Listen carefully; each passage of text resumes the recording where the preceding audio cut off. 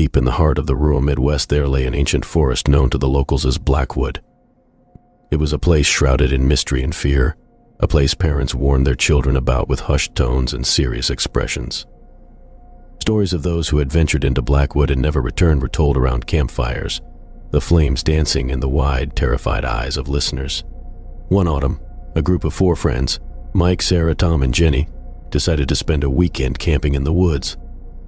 They were in their mid-20s, thrill-seekers who scoffed at the old legends and saw the trip as a chance to prove their bravery. Armed with camping gear and a sense of adventure, they set off on a Friday afternoon. The sun was beginning to set, casting an orange glow over the dense foliage as they made their way deeper into Blackwood. They found a clearing not far from a small stream and decided it was the perfect spot to set up camp. As they gathered wood for the fire, Jenny found a strange totem half buried in the dirt. It was a small wooden figure, crudely carved, with hollow eyes and an expression of sheer terror. She showed it to the others, laughing it off, but an uneasy feeling settled over the group. That night around the campfire, the mood lightened as they shared ghost stories and roasted marshmallows. Tom, the most skeptical of the group, scoffed at the idea of any real danger in the woods.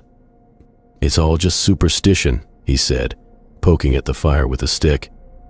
"There's nothing out here but trees and wildlife." As the fire burned low, they decided to turn in. Their laughter faded as they crawled into their tents, the sounds of the forest closing in around them. The night was unnaturally still, the usual chorus of insects and nocturnal creatures eerily absent. Sarah was the first to wake. She felt an oppressive weight in the air, a sense of being watched. She sat up, peering out of her tent into the inky darkness. The fire had died down to glowing embers, casting a faint red glow over the campsite. Then she saw it, a figure standing at the edge of the clearing, barely visible in the dim light. It was tall, with elongated limbs and eyes that seemed to glow faintly in the dark. Sarah's breath caught in her throat, and she froze, unable to look away. "Mike," she whispered urgently, shaking him awake. "Mike, there's someone out there." Mike groggily sat up, following her gaze. His eyes widened as he saw the figure. He quickly unzipped the tent and stepped out, trying to get a better look. "Hey, who's there?" he called out, his voice shaking. The figure didn't move. It stood unnaturally still, its glowing eyes fixed on them. Mike took a step forward, but Sarah grabbed his arm. "Don't," she pleaded. "Something's not right." The others woke up, sensing the tension. They emerged from their tents, their faces pale in the firelight as they saw the figure. "We need to leave," Jenny said, her voice barely above a whisper. They quickly packed their things, their movements hurried and frantic. The figure remained at the edge of the clearing, watching silently. As they set off into the woods, the sense of being watched intensified. Every rustle of leaves and snap of a twig sent their hearts racing. The moonlight barely penetrated the thick canopy, casting eerie shadows that seemed to move and shift with every step. Tom, trying to lighten the mood, spoke up. "It's probably just some local messing with us." But no one laughed. The oppressive silence of the forest swallowed his words, leaving only the sound of their hurried footsteps. They reached the stream, hoping to follow it back to the main road. As they made their way along the water's edge, Sarah glanced back and stifled a scream. The figure was following them, its movements silent and fluid, like a shadow come to life. "Keep moving," Mike urged, his voice tight with fear. Hours passed, and the forest seemed to close in around them. Exhaustion set in, but they couldn't stop.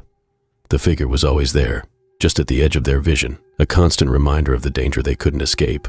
Finally, as dawn began to break, they saw the outline of the road ahead. Relief washed over them, and they quickened their pace. But as they stepped out of the woods, they realized one of them was missing. "Where's Tom?" Jenny cried, panic rising in her voice. They turned back, calling his name, but there was no response. The figure had vanished, and so had Tom. Desperate and terrified, they flagged down a passing car and made their way to the nearest town. They told the police everything, but a search of the woods turned up nothing. No sign of Tom, and no trace of the figure. Days turned into weeks, and Tom was never found. The remaining friends were haunted by their experience, plagued by nightmares and a constant sense of being watched. Years later, Sarah returned to Blackwood, unable to shake the feeling that she needed to find answers. As she stood at the edge of the forest, she felt that familiar sense of dread. The legend of the Watcher in the woods was no longer just a story to her. It was a chilling reality she would never escape, and as she turned to leave, she saw them, glowing eyes watching from the darkness, a reminder that some things are better left undisturbed.